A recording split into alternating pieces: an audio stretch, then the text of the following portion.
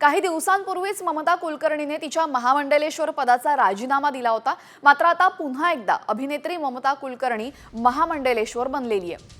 ममताने एक व्हिडिओ जारी करून ही माहिती दिली असून गुरुने पुन्हा एकदा महामंडलेश्वर पद बहाल केल्याचं या व्हिडिओमध्ये तिने सांगितलेलं आहे। याआधी ममताला महामंडलेश्वर पद दिल्यानंतर किन्नर आखाड्यामध्ये मोठा वादंग रंगला होता आणि त्यानंतर गुरु डॉक्टर लक्ष्मी त्रिपाठींवर झालेल्या आरोपांमुळे दुःखी असल्याने राजीनामा दिल्याचं स्पष्टीकरण ममताने दिलं होतं।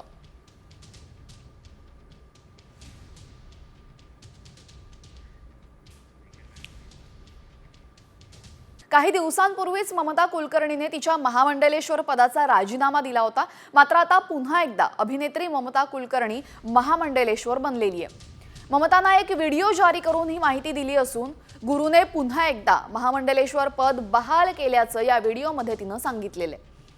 याआधी ममताला महामंडलेश्वर पद दिल्यानंतर किन्नर आखाड्यामध्ये मोठा वादंग रंगला होता आणि त्यानंतर गुरु डॉक्टर लक्ष्मी त्रिपाठींवर झालेल्या आरोपांमुळे दुःखी असल्याने राजीनामा दिल्याचं स्पष्टीकरण ममताने दिलं होतं।